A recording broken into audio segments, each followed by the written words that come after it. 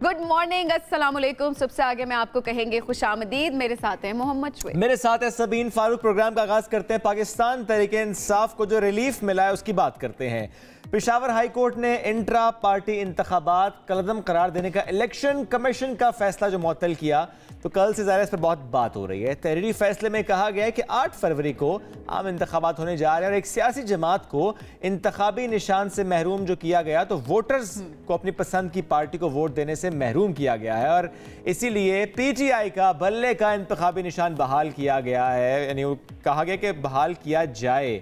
साथ ही साथ ये भी कहा गया कि इंट्रा पार्टी इंतखाबात का जो सर्टिफिकेट है वो वेबसाइट पर अपलोड किया जाए। अब केस की जो समाअत है, आइंदा समाअत वो 9 जनवरी को होनी है, लेकिन इसमें तो तमाम फरीकैन को नोटिस भी जारी हुआ है और PTI इसको अपनी जीत करार दे रही है, एक रिलीफ करार दे रही है। बिल्कुल, तो बल्ला तैयार है फेंटीर लगाने के लिए। डिपेंड करता है, ऑब्वियसली सिचुएशन पे भी डिपेंड करेगा, लेकिन वो यही कह रहे थे कि अगर बल्ला आ जाए वापस, निशान वापस मिल जाए, वो बहुत पुरुमीद थे, तो वो कहते हैं कि बल्ला फेंटी लगाएगा। उनकी पार्टी यही कहती है। और बैरिस्टर अली जफर साहब ने भी कहा कि इंतखाबी निशान बुनियादी हक है हमारा, और वो कहते हैं कि अदालत ने PTI के खिलाफ जो साजिश है इस पर आखिरी कील लगाई है। बैरिस्टर गौहर खान, उन्होंने कहा कि अदालत ने इंसाफ करके 25 करोड़ आवाम का एतमाद बहाल कर दिया। इलेक्शन कमीशन को PTI का सर्टिफिकेट वेबसाइट पर अपलोड करने का हुक्म दिया गया है। अब इसमें एक और जो पहले वो भी आपसे हम शेयर करते हैं, वो अकबर एस बाबर बानी रुकन PTI के, जिन्होंने इस पर बड़ी तनकीद भी की है, इस फैसले पर तनकीद हाई कोर्ट के फैसले को चैलेंज करने का भी इन्होंने ऐलान किया है। वो कहता है कि तमाम अदालती फॉर्म्स पर वो इसको चैलेंज करेंगे। वैसे मेरा सिर्फ क्वेश्चन ये था कि वो इतना क्यों पीछे पड़ गए वैसे PTI के? हाँ, मतलब कोई भी जमात हो शुएब, में यहाँ पे सिर्फ एक जमात की बात नहीं करी, PTI या कोई भी, या इससे पहले भी अगर होता है, ये तो माजी में भी हमने देखा कि होता है कि किसी एक पार्टी को टारगेट कर लिया जाता है हमारा सियासी निज़ाम, और स्पेशली इलेक्शन से पहले हमने देखा है कि किस किस तरह की रुकावटें लाई जाती है। अगर आप कहते हैं कि अवाम वोट दे तो फिर अवाम को फैसला करने दिया जाए, बाकी कोई कानूनी मुश्किलात उस तरह की ना खड़ी की जाए कि पहले आप ये फैसला देते हैं और उसके बाद जब अदालतों में फैसला जाता है तो वो फैसला चेंज हो जाता है, फिर उन फैसलों को चैलेंज किया जाता है। एक तो क्या होता है, कौम का वक्त भी ज़ाया होता है और साथ में कौम का पैसा भी ज़ाया होता है। तो ये रियासत का पैसा होता है, रियासत का वक्त है, जिसको ज़ाया नहीं करना चाहिए। मुझे लगता है कि मफहमत की सियासत होनी चाहिए, ना कि ये कि यहाँ पर जबर हो। कोई भी जमात है, आज PTI के साथ हो रहा है तो फिर माजी में हमने देखा कि बाकी जमातों के साथ भी होता है। बिल्कुल, PMLN कहती है कि हमसे भी शेर का निशान छीना गया था। इससे बहुत सी जमातें, पीपल्स पार्टी कुर्बानियां उन्होंने भी दी हैं, ऐसी भी कोई बात नहीं है। लेकिन हमें माजी से अब आगे निकलना होगा, हमें आगे बढ़ना होगा, पाकिस्तान की बात करनी होगी। और जब बात पाकिस्तान की, तो ज़ाहिर है उसमें तमाम सियासी जमातों का एक रोल है और ज़ाहिर वो रोल रहेगा। इसमें जो सियासतदान ये राय रखते हैं या जो ये बात करते हैं, इसको एडवोकेट करते हैं कि मिल बैठ कर बात करनी चाहिए, इस सबसे अहम बात है। लेकिन जाहिर है उसमें तमाम सियासी जमातों को भी चाहिए कि वो मिल बैठे हैं। होता क्या है, जो थोड़ी पावर में होता है, जो इक़्तिदार में होता है या उसके करीब होता है या उसको लगता है कि उसके साथ हिमायत हासिल है, उसके गर्दन में सरिया आ जाता है, वो किसी के साथ बैठने को तैयार नहीं होता। और जब वो कमज़ोर होता है तो फिर वो बैठने के लिए मान जाता है। अच्छा, ये हमने PTI के दौर में भी देखा, ये बिल्कुल ऐसा ही था, हमने हर दौर में देखा। लेकिन अगर ताज़ा मिसाल हमने देखे तो वो PTI की मिसाल हमारे सामने है कि जब इक़्तिदार में थे तो किसी से बात करने को तैयार नहीं थे, किसी से बात नहीं करूंगा, किसी के साथ नहीं बैठूंगा, जो मेरा दिल करेगा मैं वो करूंगा। और अब वो हम देख रहे हैं वो सिचुएशन, और भुगता पाकिस्तान ने इस रवैये से। और अब आगे चल के भी हमें यही सिचुएशन नजर आ रही है कि अब जो इक़्तिदार में आएगा, अब अगर वो दोबारा वो भी इसी तरह से करेंगे कि नहीं, हम इक़्तिदार में हैं अभी और हम किसी के साथ नहीं बैठेंगे और हम वही करेंगे जो हमारा दिल करेगा क्योंकि हम पावर में हैं, तो फिर आगे चलकर फिर वो, अच्छा मैं कहती हूँ सियासी जमातों को कुछ नहीं होता, ये बात सब अंडरस्टैंड करें। कुछ टाइम के लिए उनको एक मुश्किल वक्त होता है उनके ऊपर, तो जाहिर है बहुत सारा एक तवील वक्त होता है जहां उन्होंने वो पर्क्स भी इंजॉय की हुई होती हैं और आगे भी वो पर्क्स इंजॉय कर रहे होते हैं। भुगतता कौन है? अवाम। पाकिस्तान भुगतता है, पाकिस्तान भुगतता है, पाकिस्तान की आवाम भुगतती है। आगे बढ़ते हैं जी, दीगर खबरें शामिल करने से पहले पाकिस्तान का मौसम कैसा है अभी बताते हैं आपको। पाकिस्तान का मौसम कैसा है, सबसे पहले इस्लामाबाद की बात करेंगे हम, और इस्लामाबाद के मौसम की बात करें तो कम से कम 7, ज़्यादा से ज़्यादा 22 डिग्री सेंटीग्रेड है, और लाहौर में कम से कम 8, ज़्यादा से ज़्यादा 20 डिग्री सेंटीग्रेड है। कराची में कम से कम देखा जाए 15, ज़्यादा से ज़्यादा 29 डिग्री सेंटीग्रेड है। पेशावर में कम से कम 8, ज़्यादा से ज़्यादा 23 डिग्री सेंटीग्रेड, और कोयटा की बात की जाए तो कम से कम 1, ज़्यादा से ज़्यादा 17 डिग्री सेंटीग्रेड है। ये आज का मौसम। और सूरज चमक रहा है हर जगह पर। बादल कहाँ पर है? कराची में। कराची में होना ना होना बराबर है। हाँ। लेकिन वैसे भी साहिली हवाएं जो वहाँ पर चल रही होती है, वैसे ही थोड़ा मौसम में नमी बेशक होती है, लेकिन पता नहीं वो वाली सिचुएशन नहीं, शुगर ड्राइनेस नहीं होती वहाँ पे उस तरह की जो कि हम कोयटा में देख रहे होते हैं, या पिछले दिन हमने इस्लामाबाद में ये हालात ड्राई वेदर है और उसकी वजह से आपको कफ हो रही है, बहुत से और मसाइल सामने आते हैं सेहत के। चलें, वायरल इन्फेक्शंस, जब बात मौसम की हो रही है तो आपको मैं सबसे खूबसूरत जगह क्यों ना लेकर जाऊं, सऊदी अरब की बात करते हैं, मदीना मुनव्वरा आपको लेकर चलते हैं। वहाँ पर गरज चमक के साथ मूसलाधार बारिश हुई है। मस्जिद नबी सल्लल्लाहु अलैहि वसल्लम, क्या खूबसूरत मनाजिर वहाँ बादल बरसने के, गुंबद खजरा पर बारान रहमत बरसने के, दिल फरेब मनाजिर कैमरे की आंख महफूज हुए। जो ज़ायरीन वहाँ पर मौजूद थे, जो नमाजी वहाँ पर मौजूद थे, बारिश बरसने पर उन्होंने अल्लाह का शुक्र अदा किया। अब से कोई 1-2 दिन पहले मक्का में भी ऐसी खूबसूरत बारिश हुई और मताफ का एरिया बहुत खूबसूरत लग रहा था। और अभी ये मस्जिद नबवी की मनाजिर आपको हम दिखा रहे हैं कि बारिश के बाद वहाँ पर क्या प्यारा सा मंजर है, धुला धुला सा, निखरा निखरा सा, उजला उजला सा, बहुत खूबसूरत। ज़रा जो वहाँ पर जाता है उसकी ख्वाहिश ज़रूर होती है कि एक बार वो बारिश वहाँ पर देखे, उसका अपना एक चार्म होता है, अपना एक चार्म होता है, क्योंकि कम होती है। और आप अगर आप जिस टाइम पर जा रहे हैं, आपके ट्रिप के दौरान, अब देखा जाए आपकी इबादत के दौरान अगर वहाँ पर बारिश हो जाए तो ऑब्वियसली वो तो फिर 4 चांद वैसे बिल्कुल ऐसे ही। जी आगे बढ़ते हैं जी। 27 दिसंबर जब इस दिन की हम बात करते हैं, दुख्तर मशरिक, बावकार सियासतदान और इस्लामी दुनिया की पहली खातून वज़ीर आज़म बेनज़ीर भुट्टो को हम याद करते हैं। बेनज़ीर भुट्टो शहीद, हमसे बिछड़े 16 बरस बीत गए, मगर उनकी यादें आज भी चाहने वालों के ज़हनों पर नक्श हैं। उनकी सियासत मफ़ाहमत, संजीदगी और जमहूरियत पर मबनी थी।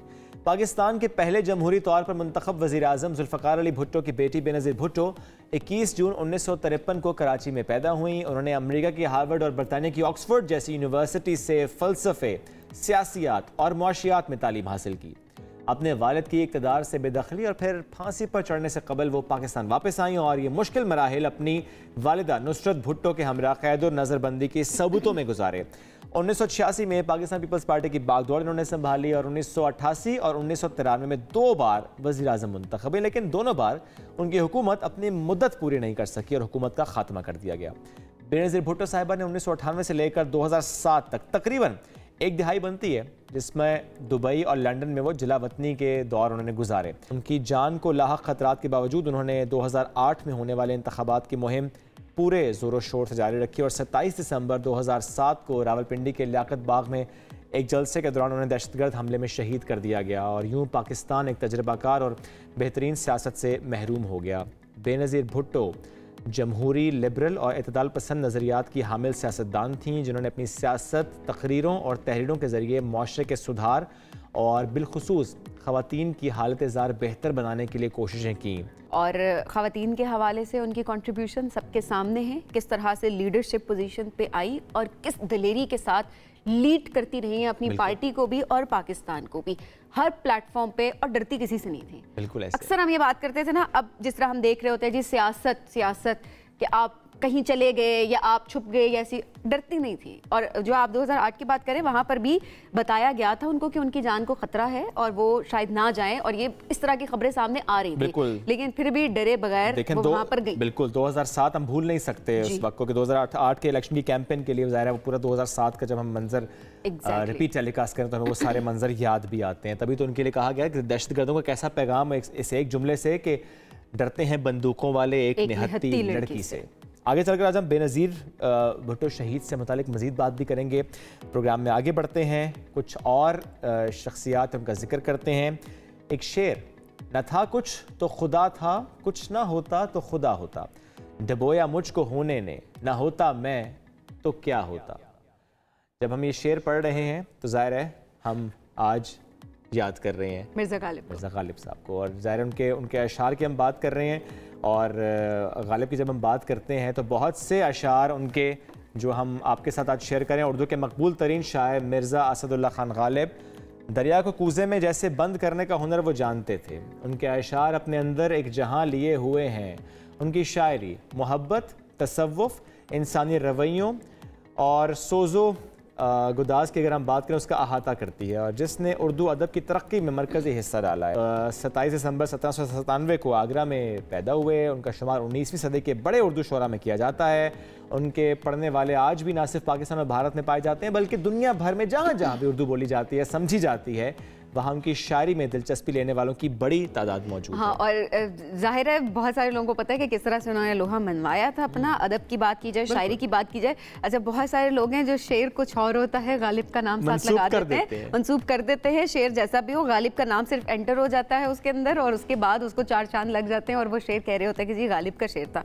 तो उनकी जो असल किताबें हैं उनको पढ़ना बहुत ज़्यादा ज़रूरी है कि असल उन्होंने क्या दीवाने गालिब की अगर बात की जाए तो वो अगर पढ़ें और बाकी चीज़ों को तो ज़ाहिर है उससे समझिए, क्योंकि हर शायर हमने देखा है अदब से जिनको मोहब्बत थी, जिन्होंने लिखा पाकिस्तान के लिए, पाकिस्तान की आवाम के लिए या फिर अदब के लिए जिन्होंने लिखा, तो उसमें कोई ना कोई पैगाम ज़रूर होता था। तो जब भी हम याद कर रहे होते हैं, हम बात कर रहे होते हैं, तो उसमें ये ज़रूरी होता है कि जो पैगाम दिया गया है उसको समझें। बिल्कुल ऐसे है जी। आगे बढ़ते हैं, मेलबर्न टेस्ट की बात करते हैं। दूसरा रोज़ अगर देखा जाए तो पाकिस्तानी बॉलर्स का क्या शानदार कमबैक रहा। ऑस्ट्रेलिया की जो टीम है वो 318 रन्स बनाई और आउट हो गई। आमिर जमाल की 3, शाहिन अफरीदी, हसन अली और मीर हमजा की 2-2 विकेटें। सलमान आगा ने 1 खिलाड़ी आउट किया और ऑस्ट्रेलिया की जानिब से लबुशैन 63 रन्स बनाकर नुमाया रहे। ऑस्ट्रेलिया को 3 मैचेस की सीरीज़ में 1-0 की बढ़तरी हासिल है, लेकिन ऑस्ट्रेलिया के खिलाफ पाकिस्तान की बैटिंग अगर हम उसकी बात करें तो 115 पर इस वक्त 1 आउट है। और ये मैच ज़ाहिर है जो इस वक्त हम आपको साइट पर लाइव दिखा भी रहे हैं कि इस वक्त 1 आउट है, 115 खिलाड़ी। और लेट्स सी जी पाकिस्तान इसमें किस तरह से परफॉर्म करता है। हिस्ट्री अच्छी ना भी हो लेकिन जाहिर है हमें ये ज़रूर बात करनी चाहिए कि हम पुरुमीद हैं, पूरे एतमाद हैं कि हम इंशाल्लाह एक अच्छा मैच खेलेंगे।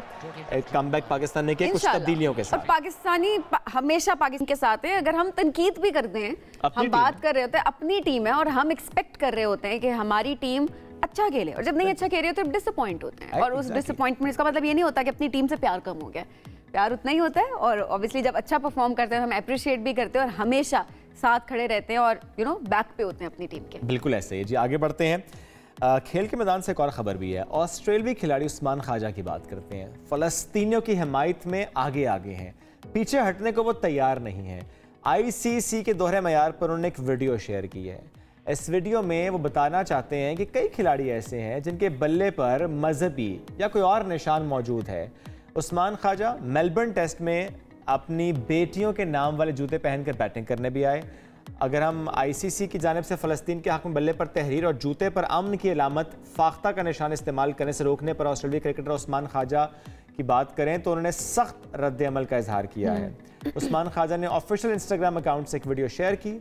दीगर खिलाड़ियों के बल्ले पर मजहबी और दीगर निशानात उन्होंने दिखाए और इस वीडियो में देखा जा सकता है कि वेस्ट इंडीज़ के निकोलस पॉन्ड ने भी बल्ले पर मसीही मजहबी निशान क्रॉस का स्टिकर लगाया हुआ है। ऑस्ट्रेलिया के मार्स लुबिशन, इनके बल्ले पर बाइबल का पैगाम है।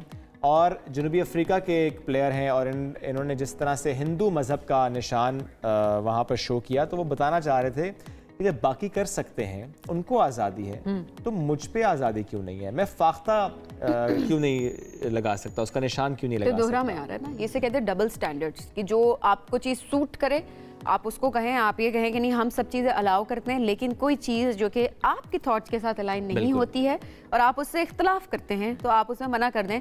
मतलब रूल्स उस टाइम पे साइड पे हो जाते हैं और आपकी अपनी जो चॉइसेस हैं वो ऊपर आ जाती हैं। तो ये इसे कहते हैं दोहरा मयार। तो आगे बढ़ते हैं जी, कुछ और खबरें शामिल करते हैं। अमेरिका की बात करते हैं। एक शादीशुदा जोड़ा ऐसा है जिन्होंने दुनिया भर में फिरने वाले क्रूज में जिंदगी गुजारने के लिए अपनी तमाम जायदाद फरोख्त कर दी है। फ्लोरिडा से इनका ताल्लुक है। 76 साल जॉन और 64 साल मेलेडी। इनका ख्याल यह है कि इस तरह जिंदगी गुजारना ज़मीन पर जिंदगी गुजारने से बहुत सस्ता है। इस कपल ने 2020 में पहले अपने कारोबार और घर समेत अपनी मिल्कियत में शामिल तकरीबन हर चीज़ फरोख्त करने के बाद पूरे अमेरिका में घूमने के लिए मोटर होम, वो ट्रक पर चलता घर नहीं होता, वो खरीदा था। तहम ड्राइविंग से थकने के बाद दोनों मियाँ बीवी ने समंदर में मुस्तकिल तौर पर रहने का फैसला किया और ये कपल फ़िलहाल डोमिनिकन रिपब्लिक के अतराफ जो सफ़र है वो कर रहा है। और इस सफ़र में ऑस्ट्रेलिया, न्यूजीलैंड और जनूबी बहरुल काहिल वो जा चुके हैं और दुनिया के इस सफ़र को वो खूब इंजॉय कर रहे हैं। जोड़े के मुताबिक जहां उनकी नई ज़िंदगी ज्यादा दिलचस्प है वहीं ज्यादा सस्ती भी है। महंगाई से मतलब सिर्फ पाकिस्तानी अवाम तंग नहीं है, महंगाई ग्लोबली जो हो रही है उससे सारे बहुत है। अच्छा, लेकिन शौक का कोई मोल नहीं है, उनका एक शौक था कि हम देख रहे होते जो आपने बताया ना कि मोटर होम्स जो आजकल बड़े मशहूर हैं, तो किसी ने वैन में अपना घर बनाया हुआ। आजकल सोशल मीडिया पे बहुत सारी ऐसी वीडियोस आ रही होती हैं और वो लोग काफ़ी ज़्यादा उसको पोस्ट भी कर रहे होते हैं कि वो बड़े प्यारे प्यारे से छोटी सी वैन होती है, उसके अंदर उन्होंने पूरा घर अपना बनाया हुआ होता है। ट्रक जो होते हैं वो तो खैर बहुत ही बड़े उन्होंने बनाए हुए होते हैं, उसके अंदर तो ईच एंड एवरीथिंग सब चीज़ें वहाँ उसके अंदर होती हैं। तो हम अक्सर ये सोच रहे थे उसे देख के कि कैसे लोग रहते होंगे, लेकिन वो लोग उसके आदी भी हो जाते हैं, उनको शौक भी होता है, वो एंजॉय कर रहे होते हैं। वैसे मुझे ये ऑप्शन मिले तो मैं भी इसको अवेल करूंगा कि आपको घूमने फिरने का मौका मिल रहा है। जहाँ दिल चाहे आप जा सकते हैं, फैमिली को साथ लें, चल पड़े। और पैकिंग की भी आपको जरूरत नहीं है कि पैकिंग की और उसके बाद आपने जाना है। सुबह सुबह आप उठे, दिल किया आप गए, सुबह सुबह आप उठे, ट्रक निकाला, वो अपना घर निकाला आपने, ऑफिस के बाहर पार्क किया, अभी फैमिली उस घर में है, आप अपना काम शाम कर रहे, बीच में मौका मिला, आप फिर अपने फैमिली के पास चले गए। ये ठीक नहीं है। हाँ, मैं वही बात बता रही हूँ कि अब एक फ्रीडम है ना, वो लोग उनसे पूछा वो ये कहते हैं फ्रीडम है। एक जगह पे हम रुक नहीं गए। अच्छा, इनके नेबर्स नहीं होते होंगे ना? नेबर्स, अच्छा मेरे हर दोस्ती अब इनकी सबसे ज्यादा होती हैं क्योंकि जहाँ घूमते हैं नए दोस्त बनाते हैं। क्या बात है। चलें जी, पर इस चांद पे तो नहीं जाते ना? चांद पर नहीं जाते, हाँ ऑब्वियसली। लेकिन इनका नाम चांद पे जा सकता है। कैसे जा सकता है? नासा पे एक ऑफर आई है, अगर मुश्तरी के चांद यूरोपा पर अपना नाम भेजना चाहते हैं और वाकई आपकी ये ख्वाहिश है, जल्दी कर लें जी। यूरोपा क्लिपर मिशन की वेबसाइट पर जाएं, अपना नाम दर्ज कराएं। नासा इन नामों को एक सिक्के के साइज की माइक्रोचिप में महफूज करेगा और इसे मुश्तरी के चांद पर भेजेगा। और अब तक लाखों अफराद इस वेबसाइट पर अपना नाम दर्ज करा चुके हैं और इसकी डेडलाइन है 31 दिसंबर। नामों की इस शिप को एक धाती प्लेट से मुंसलिक किया जाएगा जिस पर एक नज़म तहरीर होगी और इसे स्पेसक्राफ्ट के बाहरी हिस्से पर रखा जाएगा और ये मिशन अगले साल अक्टूबर में यूरोपा की जानिब रवाना किया जाएगा। और ये मिशन मुश्तरी के उस चांद की गहराई से जांच पड़ताल करेगा क्योंकि साइंसदानों के ख्याल में वहाँ जिंदगी के आसार दरियाफ्त हो सकते हैं। लेट्स सी, वो तो बात की बात, लेकिन नाम आपका जा सकता है। क्या बात है, मतलब हम भी जाते हैं वेबसाइट पे और हम भी नाम दे सकते हैं। हम सबसे आगे लिख के भेजते हैं। तो सबके लिए हम सबसे आगे लिख के भेज सकते हैं। सबसे आगे तो हम कहें सबसे आगे चांद तक पहुंच गया। हाँ, लेकिन ये मुश्तरी का चांद है। चांद तो चांद होता है। चांद तो चांद होता है ना, तो हम कह तो सकते हैं ना कि चांद पे पहुंच गया, नाम पहुंच गया।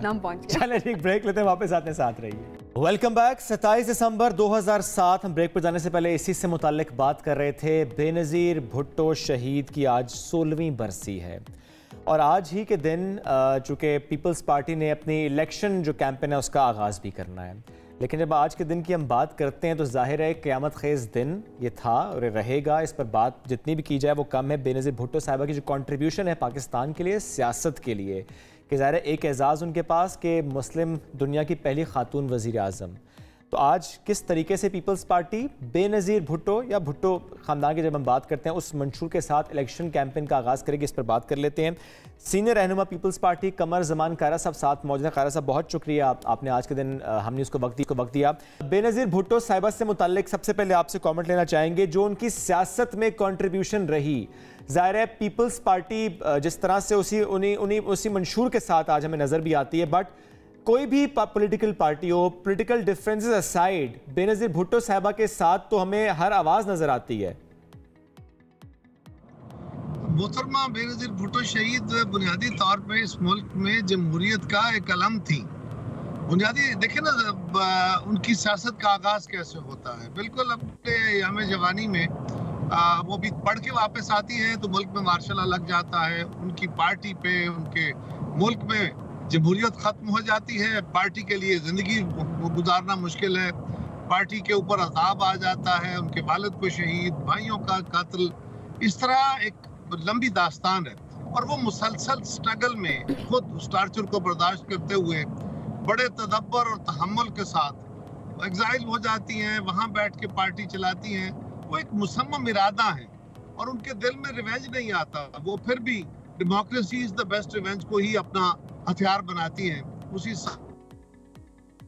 बिल्कुल, जमहूरियत की अगर बात की जाए तो जमहूरियत के लिए हमेशा मोहतरमा बेनज़ीर भुट्टो साहिबा ने आवाज़ भी उठाई। कायरा साहब, आप हमें सुन सकते हैं?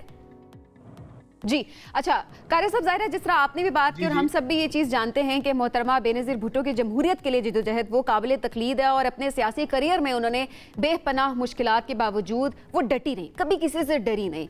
आज उनके बेटे बिलावल भुट्टो की अगर बात की जाए तो वो भी उनके नक्शे कदम पर चलने की बात भी कर रहे हैं। आपको लगता है कि मोहतरमा बेनज़ीर भुट्टो या शहीद जुल्फ़िकार भुट्टो की अगर बात की जाए, उनके रास्ते पर चलना आसान है आज के दौर में? देखिए, ये कांटो भरा रास्ता है। ऑफ कोर्स जब आप हालात को ठीक करने के लिए माशरती बिगाड़ के या वो इदारे, वो लोग उन सोचों के खिलाफ चलते हैं जो मुआशरे को बैलेंस्ड या एक मुहज़्ज़ब मुआशरा बनने से रोकते हैं, इदारों के, आप इस मुल्क के इस्टेब्लिशमेंट के, आप इस मुल्क के मजहबी लोगों के, वो जो अपनी मर्जी के इस मुल्क में चीजें मुसल्लत करना चाहते हैं, आप उसको अगर रोक के किसी असलूब से, आइन से, कानून से, दुनिया के मुहज़्ज़ब ममालिक की तकलीद में चल के अगर आप कोई निज़ाम खड़ा करना चाहते हैं तो फिर आपको बहुत ज़्यादा मुखालफत देना पड़ती है। लेकिन इसी का नाम लीडरशिप है, इसी का काम बुनियादी तौर पे तब्दीलियाँ लाना है और उसके रास्ते में आसानियाँ नहीं होती। हमारे जैसी ग्रोइंग सोसाइटीज़ में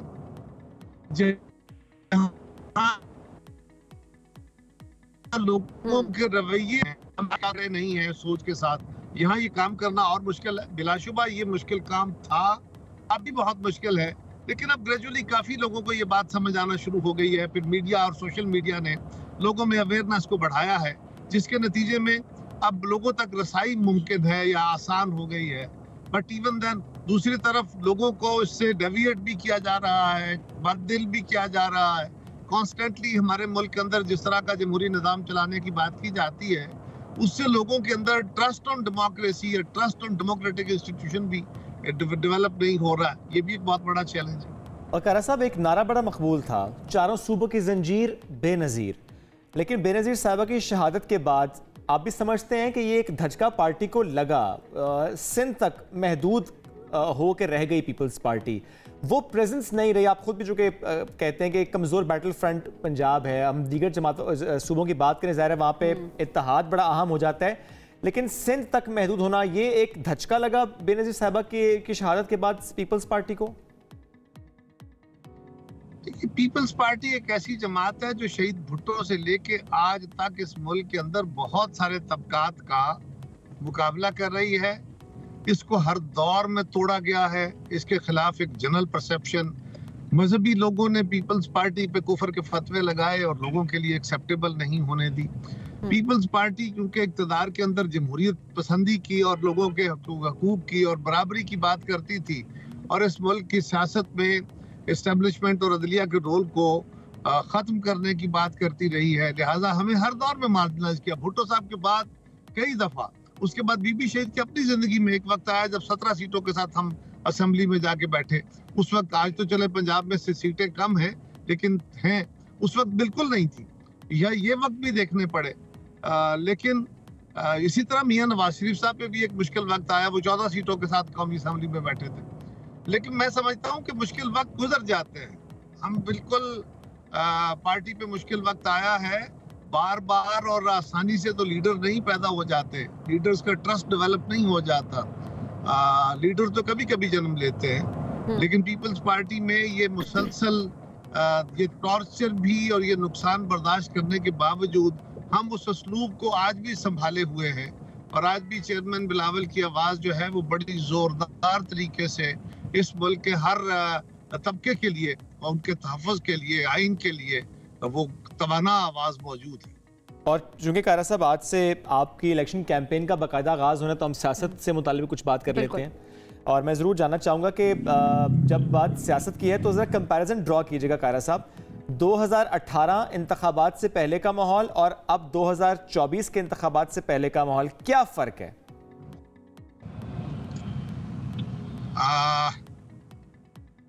पहले इमरान खान साहब के लिए कैसी फिजा थी, लोग समझ रहे थे कि खान साहब आने वाले हैं, और अब ये फिजा बनाई जा रही है कि मियां साहब आ रहे हैं।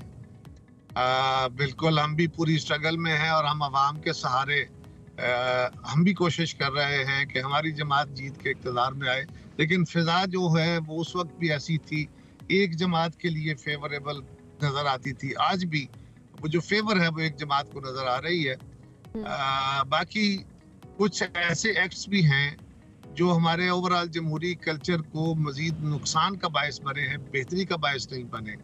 ये हमारे इंटेलेक्चुअल्स के लिए, सियासतदानों के लिए ये एक लम्हा फिक्रिया है कि जमहूरियत का तसलसल, यानी आप कह सकते हैं कि हमारी असम्बलियों ने तो अपनी मुद्दतें पूरी की हैं, हुकूमतें आती जाती रहीं, लेकिन ये जमहूरी तसलसल भी हमारे यहाँ जमहूरियत की क्वालिटी को बेहतर नहीं बना पाया। ये एक बड़ा सवाल है कि ऐसा क्यों हो रहा है, और लेकिन क्या है, क्या मियरली या सिर्फ जमहूरी तसलसल ही बेहतरी का सबब बन सकेगा? मैं भी इस बात का हामी और हमेशा वकील रहा कि जमहूरियत का तसलसल जो है यही इसको इम्प्रूव करेगा, क्वालिटी की बात है कि क्या इससे जितना हम नतीजा चाह रहे थे जमहूरी तसलसल से, क्या आ रहा है कि नहीं, और उसका क्या इलाज? तो कारस साहब, अब अगर ओवरऑल बात की जाए सिचुएशन, क्योंकि आपने भी एक मंजरनामा आपने ड्रॉ तो कर दिया सामने, 2018 की भी बात बता दी, अब आपने 2024 के इलेक्शंस की बात बता दी, क्या इससे पहले आपको लगता है, क्योंकि आप भी आवाज़ उठा रहे हैं, दीगर जमातें भी आवाज़ उठा रही हैं, क्या लेवल प्लेइंग फील्ड मिल सकेगी इलेक्शन से पहले, या नहीं यही निज़ाम है और बस ऐसे ही इलेक्शंस होंगे? देखिए, इलेक्शन तो सवालों के साथ ही होंगे। ये हो कि जी किसी इलेक्शन ऐसे हो जाए जिस तरह दुनिया में इलेक्शन होते हैं, और अभी फौरी तौर पे ऐसा इलेक्शन हमारे यहाँ भी हो जाए जिस पे सवाल ना उठे और सारी जमातें उसके नताइज को तस्लीम कर लें, ये तो नहीं हो रहा। अच्छा, और कायरा साहब तो संसद को तो बहरहाल जाने, बिल्कुल ये बड़ा अहम है। ज़रा जमहूरियत की बात अगर हम देखें तो आप की भी जाती है, और पीपल्स पार्टी वो वाहिद जमात है जिसके दौर में ज़रा ये हमने देखा कि असम्बली ने अपनी मुद्दत पूरी की, उसके बाद ज़रा हम तसलसल की बात करते हैं। ऐसे में एक क्वेश्चन इस वक्त उठता है, ज़रा जब हम पाकिस्तान की यूथ की बात करते हैं तो ये सवाल ज़रूर उठता है कि जब बिलाल भुट्टो साहब से मुतालिक कहा जाए कि वो चूँकि यंग हैं, वो ज़्यादा एनर्जेटिक हैं, वो खींच सकते हैं यूथ को अपनी जानिब, वो आपकी नज़र में कितना खींच पाए हैं? क्योंकि कुछ नाक़दीन ये भी कहते हैं कि वो बेनज़ीर भुट्टो वाली बात शायद नहीं है, या ये कहा जाता है कि हालात वैसे नहीं है, हालात बहुत ज़्यादा खिलाफ हैं पीपल्स पार्टी के। आपकी राय में क्या मामला है? हर अहद के अपने चैलेंजेस होते हैं। सही, पीपल्स पार्टी की स्ट्रगल में कमी नहीं आई है, बिलावल साहब की सोच में और कैपेबिलिटी में कोई कमी नहीं है। अल्हम्दुलिल्लाह ही हैज प्रूव्ड। देखिए ना, पिछले 1.25 साल की जो हुकूमत थी उसमें बतौर वजीर खारजा, जब वो वजीर खारजा बने थे तो उनके बारे में यही शायबे थे कि जी वो कितनी कामयाबी हासिल कर सकेंगे, तजर्बा नहीं है, फला है। लेकिन उन्होंने साबित किया और दुनिया सारी उनकी तारीफें करने लगी कि उन्होंने बड़ी कामयाब सफारती हिकमत अमली से पाकिस्तान का मुकदमा दुनिया भर में पेश करके बहुत कामयाबियां हासिल की। इसी तरह ये उससे उनका ज़ाती इमेज भी बहुत बना। मैं समझता हूँ कि इन हालात में आज जो एक लोगों को एक सोशल मीडिया का या जो जदीद टूल्स है इनके ज़रिए एक जो परसेप्शन बनाया गया पिछली गवर्नमेंट का, इमरान खान साहब का, और ओवरऑल सियासत को जिस तरह मलून और मतून किया गया, अब लोग उससे बेजार ज़रूर है। लोग एक ख़ास फ्रेम ऑफ माइंड में मौजूद थे, अब उससे निकल रहे हैं आस्ता आस्ता। तो चैलेंजेस अपनी जगह मौजूद है, लेकिन मेरा ख्याल यह है कि यूथ उस मुल्क का उतना ही हिस्सा है जितना ख़वातीन, क्योंकि इसमें अर्बन यूथ भी है, रूरल यूथ भी है। सिर्फ अर्बन यूथ ही यूथ नहीं होती, वो भी है जो किसानों के बच्चे हैं और खेतों में काम कर रहे हैं, जो सोशल मीडिया का इस्तेमाल नहीं भी कर रहे हैं, उन तक आवाज़ कैसे पहुंचानी है, ये बहुत मैटर करता है, उनके हुकूक। और ये हमें सोचना होगा कि यूथ इस समाज का हिस्सा होती है ना जी। बिल्कुल, यूथ के लिए नई पॉलिसियां अलग से नहीं बन सकती, बल्कि यूथ को आप सपोर्ट तो करते हैं, वो ओवरऑल आपकी इकोनॉमी का हिस्सा होते हैं। फर्ज करें आप अपने अनएम्प्लॉयड यूथ के लिए जॉब्स की कोशिश करते हैं या उनके लिए आप रोजगार की कोशिश करते हैं, तो वो जो नेशनल इकोनॉमी में अपना रोल प्ले करते हैं ना, तो नेशनल इकोनॉमी से हटके तो उनके रोजगार के जराए बिल्कुल सही बात है। इसी तरह स्किल डेवलपमेंट है, तो वो भी नेशनल इकोनॉमी का एक हिस्सा है। तो मेरा ख्याल है कि हम बिल्कुल कारज साहब इन चीजों पे काम करना ज़ाहिर है जरूरी है, और बिलावल क्योंकि यूथ को रिप्रेजेंट कर रहे हैं, इस पे काम शुरू है। जी। इस पे काम शुरू है। बिलावल साहब की परसों की स्पीच आप सुनिए, उन्होंने अब अपना जो मैनिफेस्टो है वो अनफोल्ड शुरू किया है करना। आज की स्पीच में भी वो अपना मैनिफेस्टो जो है पार्टी का, जो अगले अगले गवर्नमेंट के लिए। अच्छा कारा साहब, अब अगर इलेक्शन कैंपेन की बात की जाए तो यही था कि बीबी शहीद की बरसी पे इससे जो है वो इंतखाबी मुहिम का आगाज भी करेगी पीपल्स पार्टी। और कारा साहब, इत्तेहाद से मुताल्लिक कोई और बात जो कि इस वक्त ज़ेर गौर हो, इंतखाब से पहले इत्तेहाद, या कि नहीं अभी भी यही डिसाइड है कि इंतखाब के बाद होगा जो होगा? कुछ जमातों के साथ जिनके साथ हमारा लाइक माइंडेडनेस है, उनके साथ एक मुकालमे की कैफियत है, वो जारी है। हो सकता है अगले चंद रोज के अंदर कुछ ऐसे ऐलानात आपके सामने आए। ठीक, कारा साहब बहुत शुक्रिया, साथ मौजूद थे, हमसे गुफ्तगू कर रहे थे। नाज़रीन एक ब्रेक की तरफ जाएंगे, ब्रेक से वापस आते हैं, साथ रहिए। मुल्क के मसाइल अब और कोई नहीं बल्कि चाहत फतेह अली खान हल करेंगे। चाहत फतेह अली खान वो हल करेंगे, क्योंकि उन्होंने लाहौर के हल्का NA 128 से इलेक्शन लड़ने का ऐलान कर दिया। मुकाबला उनका बिलावल भुट्टो जरदारी से होगा। और जाहिर है लोग चाहत को भी अंडर एस्टिमेट करने की जरूरत नहीं है, किसी को भी, आपको भी और किसी और को भी, क्योंकि लोग उनकी मज़ाहिया अंदाज से गुलकारी करने को बहुत ज़्यादा पसंद भी करते हैं। दिलचस्प उनकी वीडियोस वो सोशल मीडिया पर वायरल भी होती हैं, लेकिन मुकाबला इतना टफ है कि उसका कुछ कहा नहीं जा सकता। चलें फिर, आज चाहत फतेह अली खान साहब साथ मौजूद है, उन्हीं से हम इस पर बात करेंगे कि उनका मंशूर क्या है, क्या सोच के वो इंतखाबी सियासत में कूद पड़े हैं। तो अपने अंदाज से हम करते जी। अस्सलाम वालेकुम चाहत साहब, कैसे हैं आप? अस्सलाम वालेकुम, करोड़ों दिलों की जान Chahat Fateh Ali Khan, all the way from Lahore. Shoaib भाई अस्सलाम वालेकुम, सबीन जी अस्सलाम वालेकुम, शुक्रिया। और ख़ास तौर पे हम टीवी की पूरी टीम का, पूरी मैनेजमेंट का, और जो माशाल्लाह मेरे भाई इधर हैं, इनका तहे दिल से शुक्रगुजार हूँ। क्या हाल है आप सबका? अल्हम्दुलिल्लाह बिल्कुल ठीक ठाक। चाहत साहब बहुत शुक्रिया, आपने आज वक्त दिया। अब पहले बुनियादी सवाल तो यही चाहत साहब कि क्या सोच के इंतखाबी सियासत में कूद पड़े हैं? मैं आपके चैनल के तवज्जुह से सब कुछ बता दूं कि मैंने लाइफ में माशाल्लाह इस इलेक्शन से पहले 7 इलेक्शन कंटेस्ट किए हैं। तो इंशाल्लाह ताला ये जो मेरा इलेक्शन है ये बड़ा माशाल्लाह ज़बरदस्त होगा, इंटरेस्टिंग होगा। नहीं एक सेकंड थोड़ा सा। अच्छा चाहत साहब, इससे पहले आपने 7 मरतबा आप इलेक्शन लड़ चुके हैं। जी, ये नहीं कि मैं आज नया इलेक्शन जी लड़ रहा हूँ। अच्छा। ये है कि माशाल्लाह इससे पहले मैंने 7 इलेक्शन अपनी लाइफ में कंटेस्ट किए हैं। तो माशाल्लाह इस इलेक्शन का बहुत मज़ा आएगा, क्योंकि ये पाकिस्तान में ये मेरा सबसे बड़ा जी इलेक्शन। तो चाहत साहब, वो जो पहले के इलेक्शंस की आप बात कर रहे हैं, वो इलेक्शन कौन से थे? वो मोहल्ले के लेवल के थे, वो कॉलेज के लेवल के थे, वो किस लेवल के इंतखाबात थे जो आपने लड़े? जी मैंने माशाल्लाह एक इलेक्शन जी 1999 में जी कंटेस्ट किया जी हल्का जी सिविल में नाज़म के लिए। उसके बाद में जी नहीं नाज़म की सीट। ठीक है। अच्छा। उसके बाद फिर मैंने जी माशाल्लाह यूके में जैसे यहाँ पे MNA होता है, वहाँ पे MP होता है, वो भी मैंने कंटेस्ट किया। अच्छा। लेकिन चाहत साहब इस मर्तबा की बात की जाए तो मुकाबला आपका बड़ा सख्त है। बिलावल भुट्टो हैं आपके मद्दे मुकाबिल, क्या एक्सपेक्ट कर रहे हैं? क्या जिस तरह करोड़ों दिलों की धड़कन आप हैं, तो जान हाँ वो आप हैं, तो अब क्या लोग आपको वोट देंगे, वो तमाम लोग जो आपको पसंद करते हैं? जी हाँ जी, मैंने कल माशाल्लाह फर्स्ट टाइम अपने हलके के अंदर जी गया हूँ माशाल्लाह इचरे में। और दो हल्का बहुत बड़ा, 5.5 लाख जो वोटर्स हैं, तो माशाल्लाह वहाँ पे बहुत अप्रिसिएशन मिली। ठीक है माशाल्लाह। अच्छा। प्यार करने वालों ने सेल्फीज ली, फ़ोटोग्राफ्स ली, और मैंने उनको बताया कि मैं आपके हलके का जी कैंडिडेट हूँ, तो सब बड़े खुश हुए।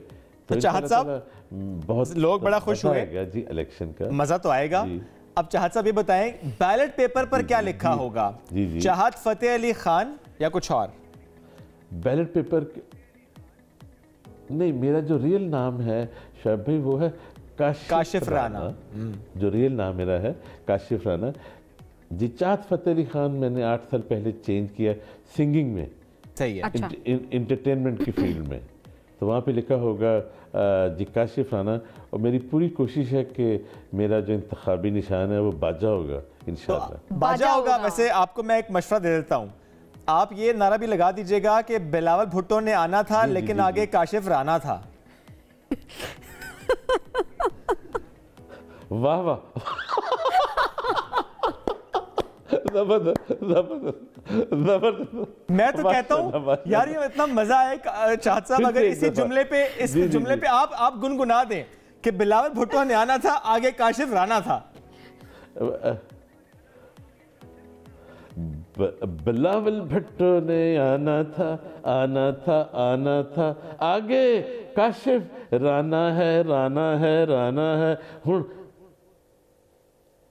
काशिफ राणा दे नारे वजणगे, चाहत दे नारे वजणगे वजणगे वजणगे इंशाल्लाह। क्या बात है। अच्छा वैसे कितने टैलेंट देखे, क्या है कि 1 सेकंड में कंपोज भी कर दिया और गा भी दिया, और कॉन्फिडेंस। अच्छा, मुझे कोई कंट्रीब्यूशन, आप कॉन्फिडेंस देखे। हाँ जाहिर है आप तो राइटर है ना, आपने लिखा गाना और चाहत साहब ने उसको कंपोज करके अच्छी से धुन देके उन्होंने गा भी दी, बड़ी बात है। ये तो उनका टैलेंट ही है जी। अच्छा कुछ और भी सुन लेते हैं अब, इलेक्शन के लिए सुने ना कुछ, इलेक्शन में क्या सुनते हैं एग्जैक्टली, क्या गुनगुनाएंगे इलेक्शंस में?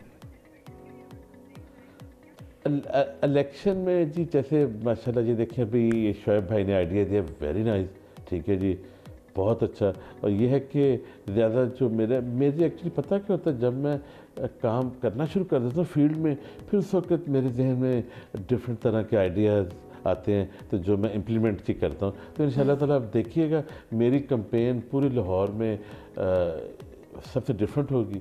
मैं छोटे छोटे जलसे करूंगा हर जगह पे जाके इंशाल्लाह ताला। जी जी। और चाचा साहब फंड्स की कोई कमी तो नहीं है, भरपूर फंड्स लगाएंगे इस इलेक्शन तो कैंपेन। जहां जाते हैं वो इतने पैसे डिमांड करते हैं वैसे भी ओवरऑल देखा अच्छा, वो इलेक्शन के लिए कर रहे थे? इलेक्शन वो अब ये नहीं हमें पता कहाँ लगाते हैं, वो अलग बात है, लेकिन फिर भी इतनी डिमांड, और जितनी डिमांड है चाहत साहब उतने ही नखरे भी करते हैं और पैसे भी उतने डिमांड करते हैं। जी जी, लेकिन जी जी नहीं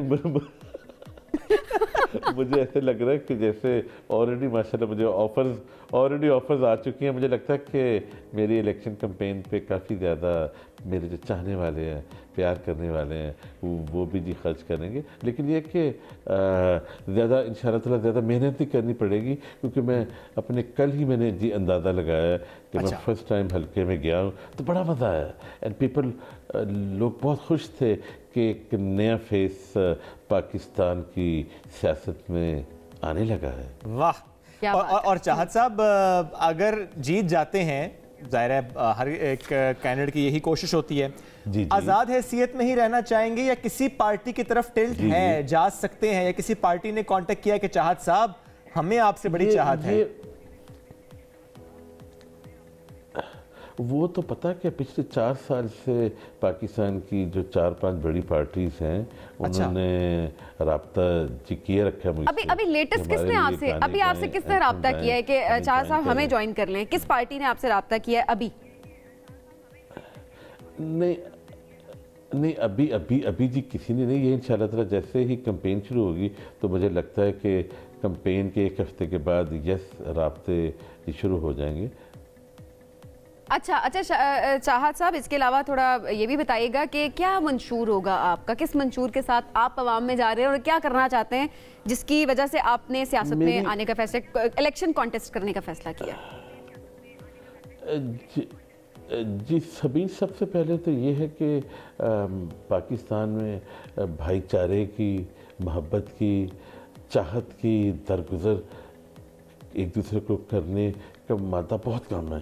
तो मेरे पूरी कोशिश ये है कि सबसे पहले अपने सभी सूबों में इस चीज़ का जी ज़्यादा से ज़्यादा जी उसको हाईलाइट करूं कि अपने अंदर दरगुजर का मादा, प्यार का मादा पैदा करें। ठीक है जी, हम सब पाकिस्तानी हैं। ठीक है जी, उसके बाद यहाँ पे किसी चीज़ की कमी नहीं है। और दूसरी बात यह है कि मेरे हलके में ख़ास तौर पे बहुत जी कुछ काम ऐसे हैं तो वाकई जो करने वाले हैं छोटे छोटे से हैं, लेकिन लोग समझते हैं बहुत बड़े बड़े हैं। लेकिन ठीक हो गया, ठीक जो आप करना चाहते हैं, चलें आप अगर जीतते हैं आवाम के हक में जितनी चीजें वो चाहत साहब आप उसको अचीव भी जरूर करें साथ साथ।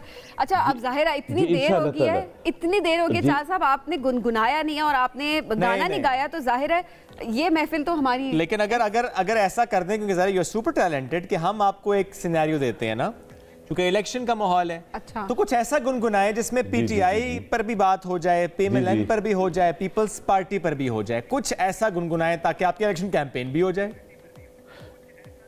मैं जी शोएब भाई, मैंने पता क्या, मैं किसी पार्टी के खिलाफ नहीं हूँ, ठीक है। अच्छा, उनके अपने खिलाफ नहीं बोल रहे ना, ठीक है थोड़ा। अच्छा चले सियासत को थोड़ा सा साइड पर रखें, क्योंकि आपकी पहचान चाहत साहब सिंगिंग के हवाले से भी काफी ज्यादा लोग आपको पसंद भी करते हैं। आगे के लिए कोई भी अपना कोई भी पसंदीदा गाना अगर गुनगुनाते हैं, जो आपका दिल कर रहा है वो गाना आप गुनगुना दें। मैं इंशाल्लाह ताला ना, मेरा जी माशाल्लाह अभी रात को मैंने जी एक जी ट्रैक नीली जी कंप्लीट है। इंशाल्लाह ताला वो बहुत जल्द आएगा, मुझे लगता है कि न्यू ईयर्स ईव पे या जी नेक्स्ट डे आएगा इंशाल्लाह ताला। वो मैं ना, लेकिन वो अभी मैं नहीं जी आपको जी सुनाऊंगा। अलबत्ता मैं ये सुना देता हूँ जो मैंने थोड़े दिन पहले जी रिलीज़ किया है, वो बहुत अच्छा जा रहा है।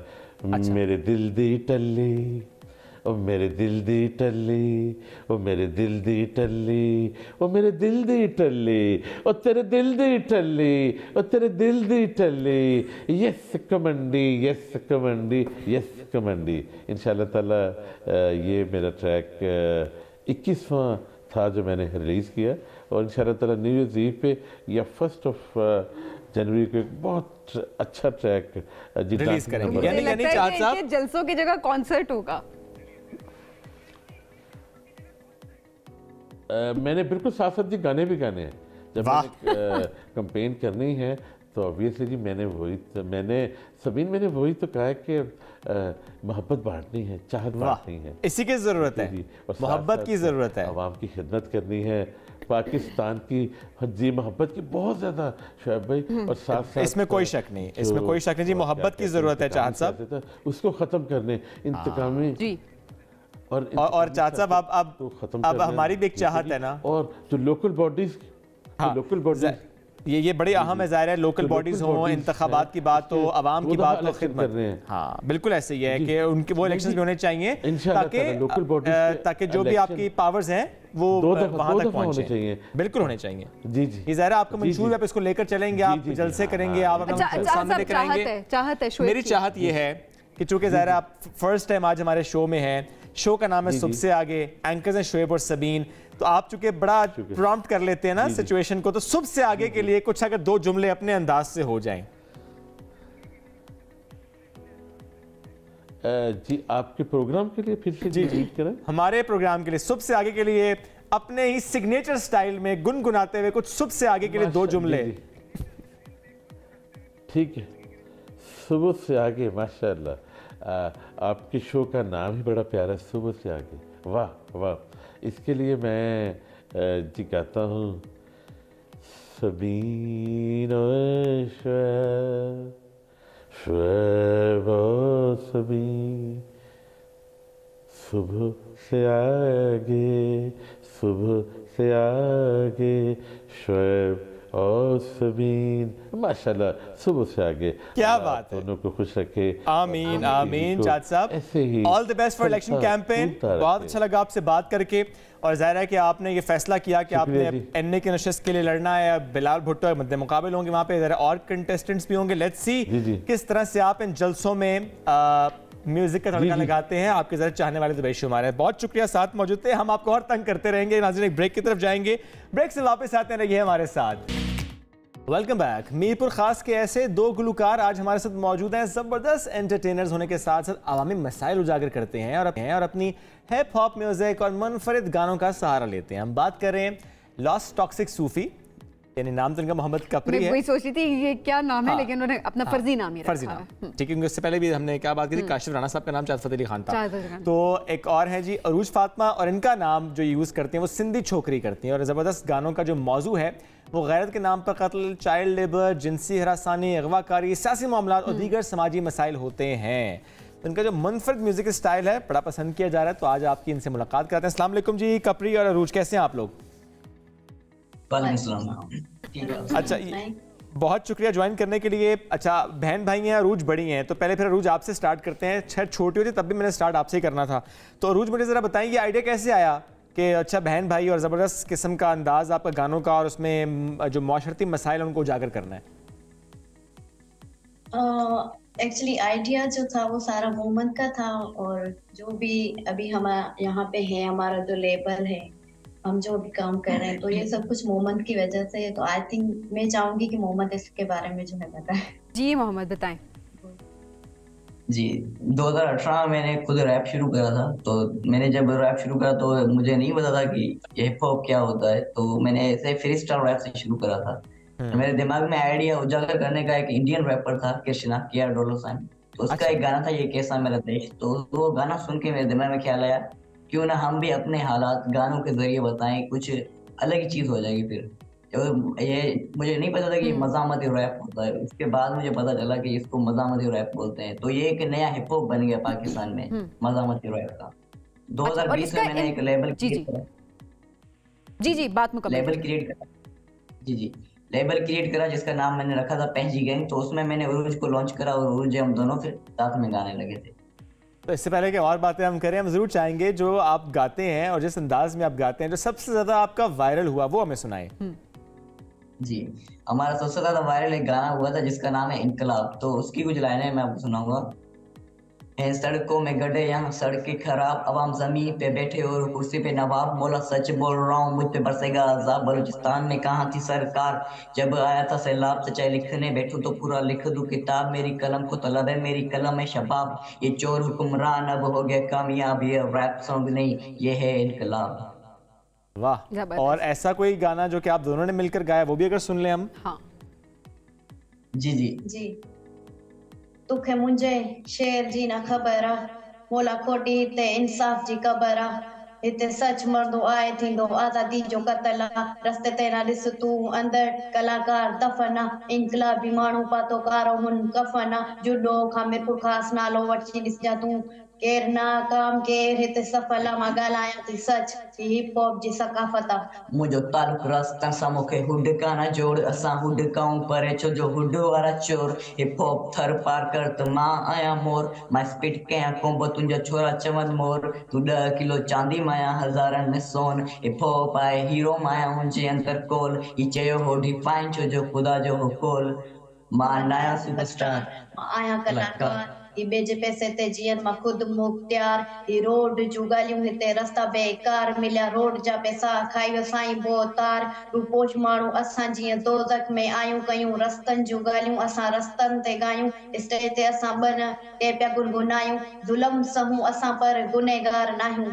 जी क्या बात है। देखिए आप ये जो इनके मसाइल हैं, इनके एहसासात हैं, वो अपनी फीलिंग्स इन्होंने कहा कि म्यूजिक के थ्रू गा कर जो है उनको एक्सप्रेस किया जाए।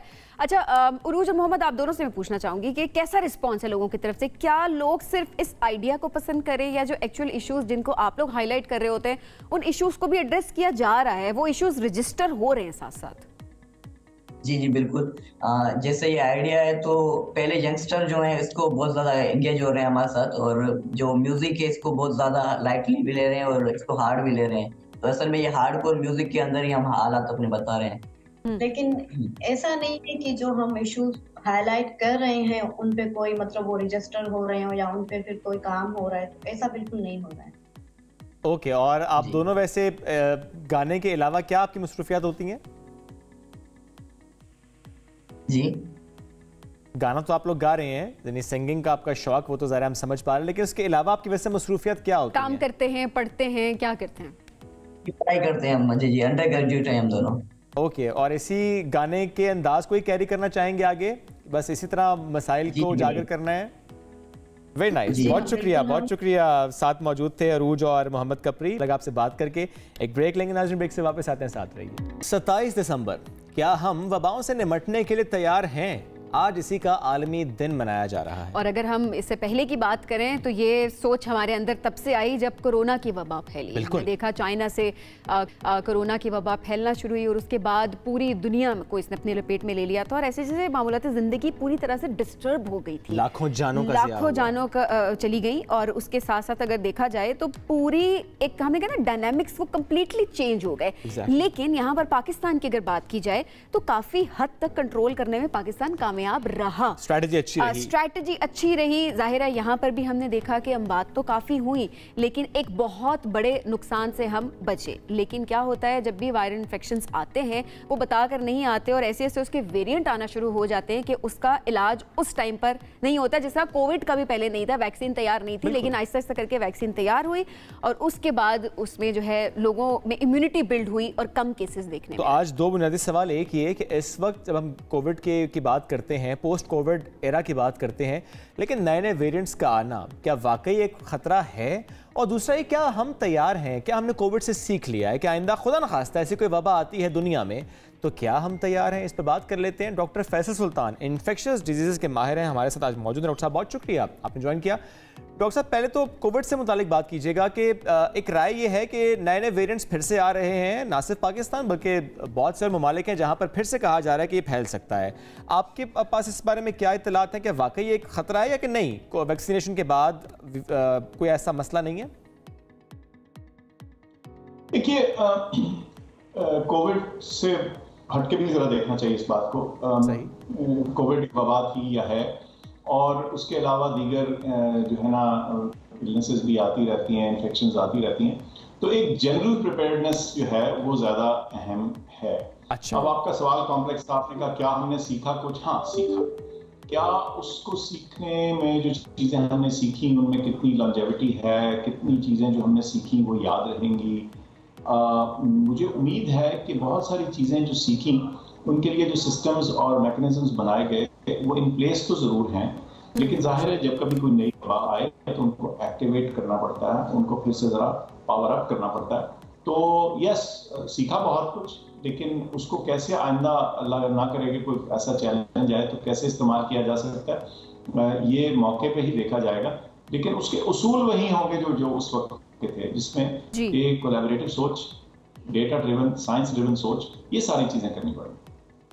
और डॉक्टर साहब जाहिर है अब सिस्टम की जहाँ पर बात हो रही है, हमारे हेल्थ सिस्टम ठीक करना या फिर ऐसी डिजीज़ के लिए तैयार रहना उस टाइम पर तो पता चलेगा, लेकिन क्या उस लिहाज से काम होता आप देख रहे हैं? क्योंकि आप जाहिर है इस फील्ड में भी हैं और आप इन्फेक्शियस डिजीज़ को आप देख भी रहे होते हैं, आप एक्सपर्ट भी हैं, तो आपको लगता है कि पाकिस्तान में अभी काम हो रहा है कि अगर ऐसा कोई मामला होता है तो पाकिस्तान तैयार है, निपट सकता है? जो उस वक्त स्ट्रेंथ्स क्रिएट की गई उनको थोड़ा सा ट्रांसफर हमने किया था उस वक्त कौमी इदारा सेहत के अंदर, और वो जो एंटिटीज और स्ट्रक्चर्स हैं वो मौजूद हैं वहाँ। अब क्या ज़रूरत के मुताबिक उसको प्रॉपरली मैन और जिसे कहते हैं एम्पावर किया जा सकता है, ये तो वक्त बताएगा, लेकिन यस, उनका पोटेंशियल सारा मौजूद है। डिजीज डिटेक्शन के हवाले से भी मुझे इससे पहले, अगर कोविड से पहले चले जाएं और अब हम देखें, तो मैं समझता हूं कि हमारे इदारे जो हैं, ऑर्गेनाइजेशन जो हैं, वो थोड़ा ज़्यादा प्रोएक्टिव मुझे निस्बतन नज़र आते हैं। फॉर एग्जांपल आजकल इन्फ्लुएंजा के केसेस देखने में मिल रहे हैं, उसके बारे में भी डेटा उनको जाता है। टाइफाइड जो है हमारे यहाँ बड़ा रेजिस्टेंट है, उसकी इंफॉर्मेशन वो लेते रहते हैं, कोविड की तो लेते ही हैं, डेंगू की लेते हैं। तो एक थोड़ा सा एक तरीकाकार, एक नेटवर्क, एक पैटर्न बन गया है मुताद्दी अमराज के बारे में अदाद शुमार को इकट्ठा करने का। तो ये एक अच्छा ट्रेंड है, लेकिन जाहिर है खुदा न खास्ता अगर एक बाकायदा बड़ी वबा कभी आई तो जाहिर है इस सारी चीज को स्केल अप करना पड़ेगा। ज़ाहिर है वो नोयत जिस तरह की होगी उस वबा की, उस लिहाज से देखा जाएगा कि क्या हमारा सिस्टम वाकई उसके लिए प्रिपेयर था या नहीं था। और डॉक्टर फैसल, इससे पहले जिस तरह शुएब ने भी सवाल किया था, आजकल आपने इन्फ्लुएंजा की भी बात की है और फिर कुछ जब आप चेकअप करवाने जाते हैं, क्योंकि अब टेस्ट तो उस तरह से नहीं हो रहे कोरोना के भी, तो क्या कोरोना के केसेस पाकिस्तान में अभी भी हैं? आपके पास कुछ इतलात होंगी मौजूद? क्योंकि कहा जा रहा है कि अभी जो लोगों को इन्फेक्शंस हो रहे हैं, वायरल इन्फेक्शंस, वो एक्चुअली कोविड है। तो पाकिस्तान का कितना नंबर है अभी, क्या परसेंटेज है तकरीबन? स्पेशली वो JN1 वेरिएंट, एक नया वेरिएंट जिससे मुतालिक बात भी आजकल हो रही है। जी, वो जे वेरिएंट जो है, JN जो है, उसने थोड़ा सा सप्लांट कर दिया जो पिछला वाला था। अच्छा। अमेरिका वगैरह में एटलीस्ट समर में और ऑटम के मौसम में ख़िज़ा में वो चलता रहा। अब नया वेरिएंट थोड़ा सा वहाँ है, लेकिन मुझे अपने जो हमारे सरकारी आदादशुमार है, ज़ाहिर है मुझे उनसे कोई इस वक्त डायरेक्ट वो इंफॉर्मेशन या नॉलेज उसके बारे में नहीं, लेकिन जिस हद तक हम अपनी लैब्स में टेस्ट करते रहते हैं, अपनी इन्फेक्शियस डिजीज़ कम्युनिटी में हम पूछते देखते रहते हैं, तो वो इनफॉर्मली जो नॉलेज शेयर होती है उसके मुताबिक तो कोई हमें ऐसा बड़ा अपटेक नहीं नज़र आ रहा कोविड का। लेकिन ज़ाहिर है ये डेटा इकट्ठा होता रहता है, तो ज़ाहिर है जो NIH में CDC है वो इसको देख रही होगी, तो इस सवाल का असूली तौर पर जवाब उन्हीं को देना चाहिए। वो ही देंगे। और ये ज़रूर जानना चाहेंगे आपसे कि जब हम हेल्थ सिस्टम की बात करते हैं, एक कोविड ने हमें बताया कि हमारा हेल्थ सिस्टम क्या है, ज़रा उसने उसी कला ही खोल दी। हमारा हेल्थ सिस्टम हमारा बोझ नहीं उठा पाता। ये सिर्फ कोविड की बात नहीं है, हम जनरली भी देखें, अगर हम इस वक्त लाहौर की बात करें, ज़ाहिर है स्मॉग की वजह से हम देखते हैं जो मुतासिर लोग होते हैं, फॉर दैट मैटर कोई भी ऐसा इंसिडेंट हो जाए, कोई भी ऐसा मामला हो जाए, हम ये देखते हैं कि हमारा हेल्थ सिस्टम दबाव बर्दाश्त नहीं कर पाता। क्या बुनियादी वजह यही है कि हमने सही से इन्वेस्ट नहीं किया अपने हेल्थ सिस्टम पर?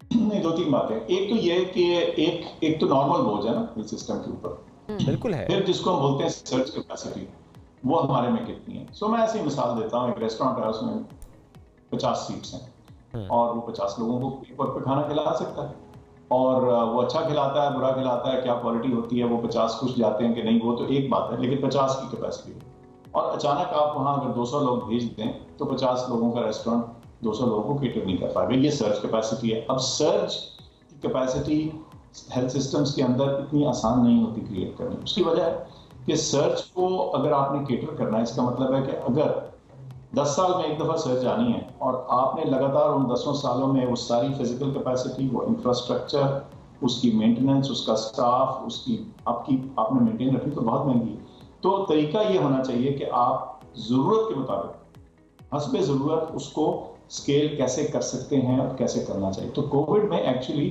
तो मेरे ख्याल से हमारे हेल्थ सिस्टम ने अपने आप को स्केल बहुत अच्छा किया। जहां आपके पास बहुत थोड़े वेंटिलेटेड बेड्स थे, ऑक्सीजन थी ओरिजिनली शुरू में, उसमें से हजारों बेड्स का इजाफा हुआ, हजारों ऑक्सीजनेटेड बेड्स का इजाफा हुआ, वेंटिलेटेड बेड्स का इजाफा हुआ, कैपेसिटी ऑफ स्टाफ में इजाफा हुआ। तो मेरा तो ख्याल है कि उस सर्च को आपके हेल्थ सिस्टम ने बहुत अच्छा डील किया, अपनी कैपेबिलिटी के हिसाब से, एक्सपेक्टेशन से बाहर बहुत बेहतर। बिल्कुल ठीक है डॉक्टर साहब, आगे क्या होना चाहिए? बिल्कुल ये बात जी हाँ, आगे क्या होना चाहिए वाली बात के साथ अगर आप ऐड कर लें, क्योंकि इम्यूनिटी पे बहुत सवाल उठते हैं, क्योंकि इम्यूनिटी कॉम्प्रोमाइज थी इसलिए उस वायरस ने ज्यादा हमला किया। तो एज अ डॉक्टर अगर आप सजेस्ट कर सकें जनरली इम्यूनिटी बेहतर करने के लिए क्या करना चाहिए? अच्छा, एक तो ये जो पेंडेमिक प्रिपेयर्डनेस है, पेंडेमिक प्रिपेयर्डनेस एक बड़ा टॉपिक है जिस पे गुफ्तगू बड़ी होती है, लेकिन फिर जब पेंडेमिक वो बला टल जाती है तो फिर हम सब भूल जाते हैं। ये इंसानी नेचर भी है, कभी भूल जाती है। तो हमारा इस पर बड़ा जोर और फोकस है दुनिया भर में भी, और WHO भी इसकी बहुत बात करती है। और उस पेंडेमिक प्रिपेयर्डनेस में हमने डिटेक्शन सिस्टम्स की प्रिपेयर्डनेस, यानी हमारे पास डायग्नोस्टिक्स ऐसी हों कि हम कोई नई बीमारी जो है उसको डायग्नोज करने के टेस्ट फटाफट सही फौरन कर लिए जी। अच्छा, दूसरा उस डिटेक्शन के साथ उस डेटा को हैंडल करने के तरीके। हाँ, दूर दराज इलाकों में या शहरों में अगर केसेस हो रहे हैं और वो किसी सेंट्रल डिसीजन पॉइंट तक नहीं पहुंच रहे तो फैसला ही नहीं हो पाएगा। सो ये जो डेटा का फ्लो है, इंफॉर्मेशन का फ्लो, ये बहुत अहम है। फिर जब वो इंफॉर्मेशन आ जाती है तो उसको एनालाइज करने के लिए ऐसे लोग होना चाहिए जिसको उस वबा, उस बीमारी, उस कंडीशन के बारे में कुछ एक्सपर्टीज या इल्म हासिल हो। और फिर इल्म भी हासिल हो गया, अब आपने करवाना क्या लोगों से? जैसे कोविड में आपने मास्क का इस्तेमाल करवाना था, या सोशल डिस्टेंसिंग थी, या दीगर इफेक्ट्स थे, रिस्ट्रिक्शंस थी।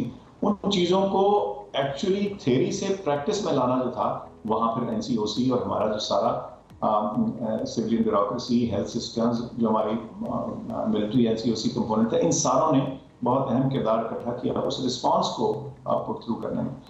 तो यही चीजें चाहिए जो पेंडेमिक प्रिपेयर्डनेस में। नेचुरली उसमें वैक्सीन की अवेलेबिलिटी और सप्लाई भी है, वो दीगर टॉपिक्स हैं तो बात हो सकती है। वो जरूरी है immunity ji.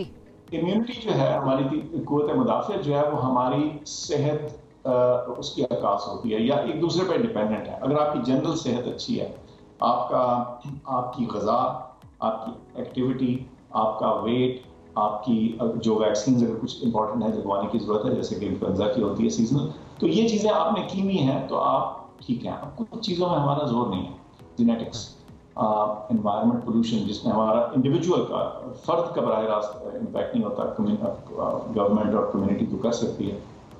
And lastly things like जिसमें आप अपने आप को जिसे कहते हैं ना बेहतर सेहत की तरफ लाने की कोशिश करते हैं, जो प्रो हेल्थ और हेल्थ प्रोमोटिव बिहेवियर। ये बहुत अहम पॉइंट है। बस एक जुमला डॉक्टर साहब, बहुत से और भी तो खतरात हैं, मंकी पॉक्स भी है, कॉन्गो वायरस भी है, ऐसे और बड़े मसाइल हैं। तो जब स्पेशली हम ये देखते हैं कि इम्पोर्ट हो जाता है ना, आप बाहर जाते हैं, किसी से कांटेक्ट होता है, वापस आते हैं, वो वायरस का यहाँ पे आ जाना, फिर वो क्लोज कॉन्टेक्ट में चले जाना, क्या ये भी एक खतरा इस वक्त है?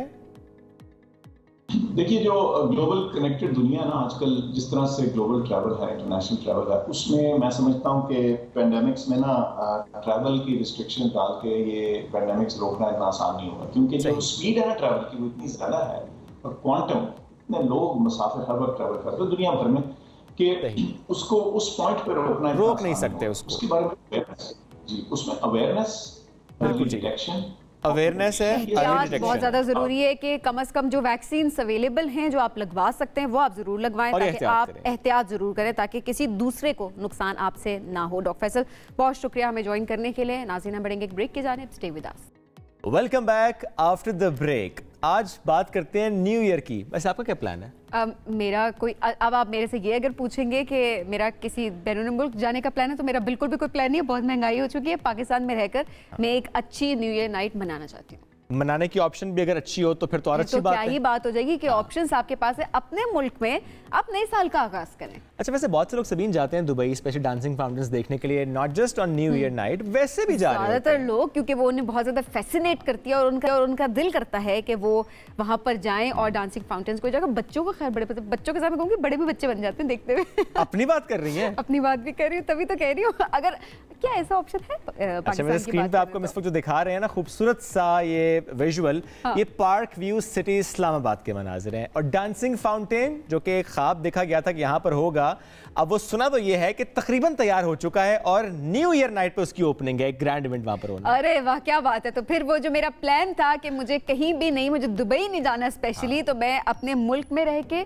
अपने शहर में रहकर वो सारी फैसिलिटीज एंजॉय कर सकती हूँ। वो पूरा एक जो एम्बियंस है डांसिंग फाउंटेन्स का, मैं उसको उसी तरह एंजॉय कर सकती हूँ जिसके लिए लोग ट्रैवल करते हैं। तो क्या होगा, पैसा भी बचाएं और अपने मुल्क में भी रहें। एग्जैक्टली, क्या क्या होगा इस न्यू ईयर नाइट पर, इस पर बात कर लेते हैं। Director sales and marketing Park view City Farid Zaka Bajwa साहब साथ मौजूद। वालेकुम जी। वालेकुम जी, thank you Junaid, thank you Subeen. तो डांसिंग फाउंटेन तैयार हो गया जी? अल्हम्दुलिल्लाह, इट्स ऑल डन जी। We are doing the test runs and इंशाल्लाह 30 दिसंबर को उसकी इनॉग्रेशन कर रहे हैं। जबरदस्त। अच्छा, जो विजुअल हम देख रहे थे ना डांसिंग फाउंटेन के आसपास हाई राइजेस, इस वक्त सिचुएशन क्या है ऑन ग्राउंड? इस वक्त वहाँ बिल्डिंग्स काफ़ी सारी बन चुकी हुई हैं, businesses have moved in, right, apartments की वहाँ पे सेल्स हो रही हैं and it is the most iconic commercial downtown in Pakistan. अच्छा, and it's called downtown Islamabad. Downtown Islamabad, क्या बात है। फिर साहब, वैसे जाहिर है हर साल हमने देखा है पार्क सिटी में वैसे भी लोग आ रहे होते हैं, न्यू ईयर नाइट सेलिब्रेट कर रहे होते हैं, फायरवर्क्स होते हैं और फैमिलीज के साथ लोग आ रहे होते हैं, बड़ा रश होता है। इस बार क्या एक्सपेक्ट करें? इस बार तो आपने ऐड कर दिया डांसिंग फाउंटेन्स, तो अब क्या एक्सपेक्टेशन है, कितने लोग आएंगे? देखिए, नॉर्मली होता ये था जब गफीर तो इंशाल्लाह हो गया जी, वो तो हर साल होता है। नॉर्मली होता, लास्ट ईयर ये होता था कि हम अपना फायरवर्क्स, लाइट शोज करते थे एंड फर्स्ट को सब नॉर्मल लाइफ होती थी। So now these dancing fountains are there to stay. Yes. Like after every half an hour, आपने दुबई mention किया, after every half an hour, there will be a fountain show. And it will be an ongoing process. Yes. Exactly like what happens in Dubai, downtown, and Bellagio in Vegas for that matter जी. तो आपका focus society पर ज़्यादा है कि tourism पे? Tourism पे जी. And inshallah this will be the first urban tourism hub in Pakistan. Like Pakistan में जितना टूरिज्म है सारा रूरल टूरिज्म है। आप नथिया गली चले जाएं, आप मरी चले जाएं, नॉर्दर्न एरिया पहाड़ों में जाएं। सो जब इस्लामाबाद में लोग आएंगे, सबीन आपके फ्रेंड्स आएंगे इस्लामाबाद में, तो आपसे वो जिद करेंगे कि उन्होंने फाउंटेन में बैठ के अपनी पसंद के रेस्टोरेंट में खाना खाना है। इसमें कोई शक नहीं। और आपसे फाउंटेन की बात कर रहे हैं, जो फूड कोर्ट है वो भी उतना ही खूबसूरत है। It's not just the food valley, it's much beyond that now, Ji.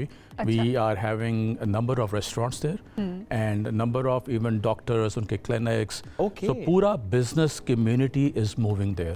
That will be inshallah the hub of Islamabad.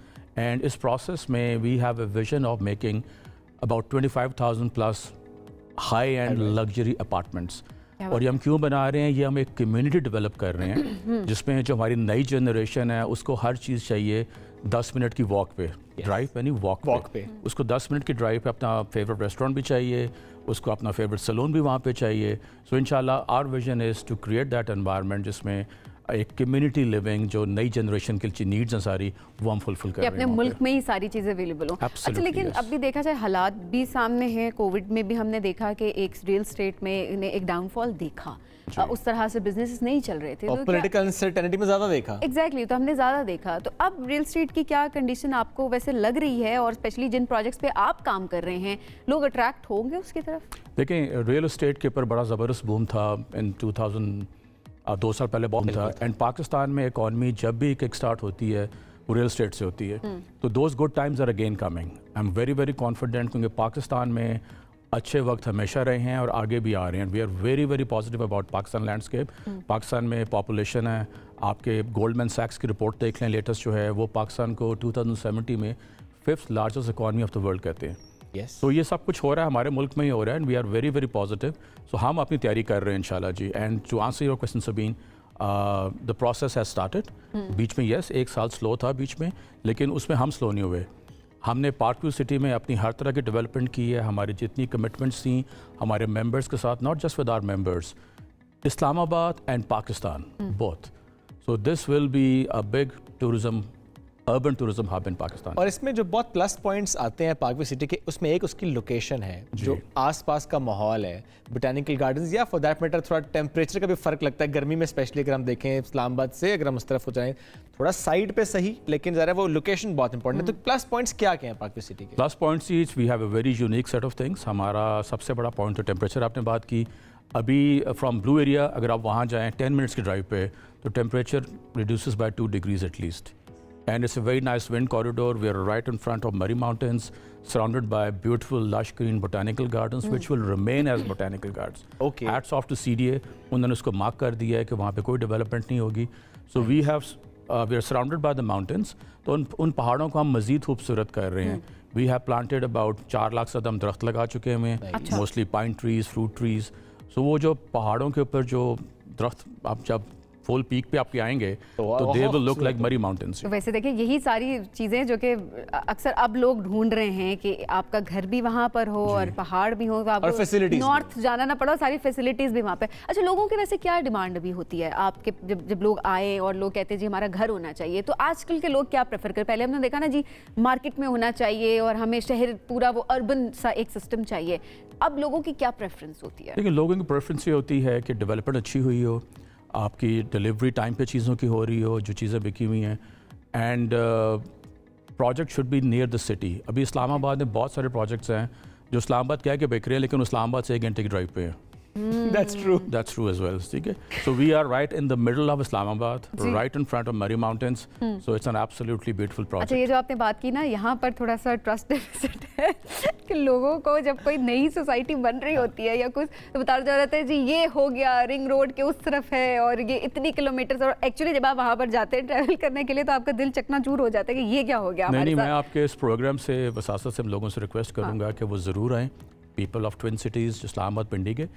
हमारा प्रोजेक्ट जो आपने टीवी पर दिखाया है उससे कहीं ज़्यादा खूबसूरत है in actual. So whenever our client comes to the location, the plot is sold. यानी सिर्फ किसी क्लाइंट का वहां पहुंच जाना ही काफी है। Absolutely yes. क्योंकि ज़रा वो जो जितने डेवलपमेंट आप कर चुके हैं, और चूंकि बहुत अच्छी बात ये कि वहाँ पे लोग ऑलरेडी रह रहे हैं, ये भी नहीं है ना कि अभी आप कहें जी अभी तो बन रहा है, अभी डेवलपमेंट हो रही है, उसके बाद पता नहीं लोग आएंगे नहीं आएंगे, और लोग रह रहे हैं, बिजनेसेस हैव मूव्ड इन, तो it's a proper community now. बिल्कुल ऐसा ही है। लेकिन एक मशवरा ज़रूर दें, आप पे वसी तजुर्बा है रियल स्टेट का, फ्रॉड हो जाता है वो ना सिर्फ पाकिस्तानियों के साथ बल्कि ओवरसीज़ पाकिस्तानियों के साथ भी फ्रॉड हो जाता है, जिनको नहीं पता होता। किसी भी सोसाइटी में इन्वेस्ट करते हुए एक बात हुई ना कि वो जो एक इश्तिहार आ जाता है जी एयरपोर्ट से इतने मिनट और मोटरवे से इतने मिनट, लोग इन्वेस्ट कर देते हैं देखे बगैर।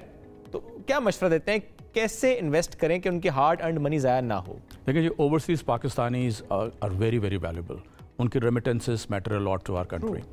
लेकिन मेरा ओवरसीज़ पाकिस्तानी से एक ही रिक्वेस्ट हमेशा होती है, मैंने कई दफ़ा डिफरेंट शोज़ से बात की है वाली, कि ओवरसीज़ पाकिस्तानीज़ बगैर देखे हुए कभी इन्वेस्टमेंट मत करें। ओके, आई अंडरस्टैंड वो बिज़ी हैं, हर साल पाकिस्तान नहीं आ सकते, but they have some eyes and ears in Pakistan, उनके कोई दोस्त हैं, उनकी कोई फैमिली है, उनके पास कोई अच्छे प्रॉपर्टी कंसल्टेंट्स हैं, तो जो भी जहाँ पे भी इन्वेस्टमेंट करनी है they have to make sure कि उस प्रोजेक्ट की लुक एंड फील उसका पूरी सेंस लें, उसके बाद इन्वेस्टमेंट करें। That investment will never go wrong. अच्छा, सेंस कैसे लें लोग, क्योंकि जाहिर है आप उसको इस फील्ड से मुंसलिक हैं, उस प्रोजेक्ट को वो देखें, they have to look at it digitally. अब तो सोशल मीडिया का दौर है, हर चीज़ आपके फ़ोन पे अपडेट हो रही है, और आप डिजिटली देखें। आप अगर खुद पाकिस्तान नहीं आ सकते तो अपने किसी दोस्त को भेज दें। Make sure you look at the development, make sure you look at the plot जो आप खरीद रहे हैं, and then make that investment. They will never go wrong. कभी कोई आपके पास आता है किसी और सोसाइटी, नाम लिए बगैर ज़रा में बात करेंगे, जो बिल्कुल परेशानी के आलम में है कि मैं लुट गया हूँ, आप क्या मशवरा देते हैं कि वो वापस पैसा आ जाता है या कि बस once gone it's gone? Fraud जब हो जाए, लॉस मेरा ख्याल हो जाता है उसमें। अगर लोग एक अच्छे प्रोजेक्ट पे करें, देखिए प्रोजेक्ट में इन्वेस्टमेंट के लिए आपको 2-3 चीज़ें देखनी होती हैं। आपने उसकी डेवलपमेंट देखनी है, ठीक है, आपने देखना है कि वो डिलीवर हो रहा है, आपने देखना है कि जो एलीट डीलरशिप है उस शहर की, उस मुल्क की, वो उस प्रोजेक्ट को मार्केट कर रहा है। You should definitely invest in that project. बिल्कुल ठीक। अनफॉर्चुनेटली बहुत से ऐसे प्रोजेक्ट्स हैं जिनके ऊपर डेवलपमेंट है तो बहुत स्लो है, डिलीवरी उस तरह से होती नहीं है, तो those projects go wrong. Okay, आगे आने वाले वक्तों में वी आर वेरी ग्लैड, हमें वाइब्स मिल रहे हैं गवर्नमेंट से, आने वाली गवर्नमेंट से भी, वो ये है कि जी आपके एक रेगुलेशन भी आ रही है इस फील्ड में, अच्छा, which will suit projects like us as well. जो अच्छे ब्रांड्स हैं उनको वो चीज़ें सूट करेंगी। हाँ, जो ब्रांड्स इस तरह के हैं कि वो उनकी डिलीवरी वीक होती है और व्हाटएवर रीजन, क्योंकि ये बड़ा अहम पॉइंट है। वो जब रूल्स एंड रेगुलेशंस की बात करते हैं या टैक्स की बात करते हैं, हमने ये देखा है कि जब उसकी बात हुई है एहतजाज हुआ है रियल एस्टेट की तरफ से, लेकिन आप कह रहे हैं आपको सूट करती है। तो पाकिस्तान में जो रियल एस्टेट पर रिटर्न्स आ रहे हैं, ओके, वो पूरी दुनिया में ऐसे रिटर्न्स नहीं हैं। That's true. तो पाकिस्तान में देखें, पाकिस्तान में पॉपुलेशन है, पाकिस्तान में अर्बनाइजेशन बहुत ज़्यादा हो रही है, और अर्बनाइजेशन हमारी मोस्टली 3 शहरों में हो रही है, कराची, लाहौर और इस्लामाबाद। सो जिसने रहना है कराची में रहना है, लाहौर में रहना है, इस्लामाबाद में रहना है, तो इन शहरों में जो भी अच्छे प्रोजेक्ट्स बनते हैं, लोग इन्वेस्ट करना चाहते हैं और वहाँ पर आना चाहते हैं, दोबारा आते हैं जी। न्यू ईयर नाइट में मैं बहुत एक्साइटेड हो रही हूँ, क्योंकि मैंने कहा कि मैं पैसे नहीं लगाना चाहती, मैं कोई और नहीं जाना चाहती, तो मैं अब खुद भी, मेरी प्रेफरेंस यही होगी कि मैं डांसिंग फाउंटेन्स देखने के लिए जरूर जाऊँ।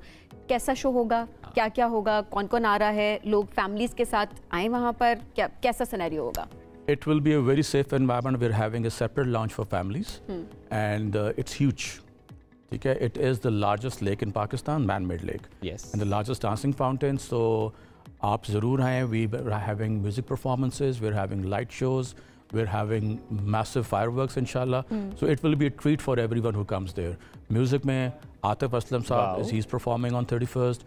Shafqat Amanat Ali, the legendary classic singer, he's performing. Ottilia, she's performing. Then we have youngsters for youngsters, rappers. So सारे एज ब्रैकेट्स को कवर किया ना, सारे सेलिब्रिटीज। मुझे लगता है कि पूरे पाकिस्तान के सारे जो सेलिब्रिटीज हैं वो उन्होंने वहीं पे बुला लिए। फरीद साहब बहुत शुक्रिया, साथ मौजूद थे, हमारे साथ गुफ्तगू कर रहे थे पार्क व्यू सिटी से मुतालिक, स्पेशली न्यू ईयर नाइट पे क्या प्लान है। डांसिंग फाउंटेन्स की इनॉग्रेशन हो रही है और एक ग्रैंड इवेंट वहां पर हो रहा है। नाज़रीन, वक्त हो गया खत्म, दोबारा मुलाकात कल करेंगे। अल्लाह हाफिज़।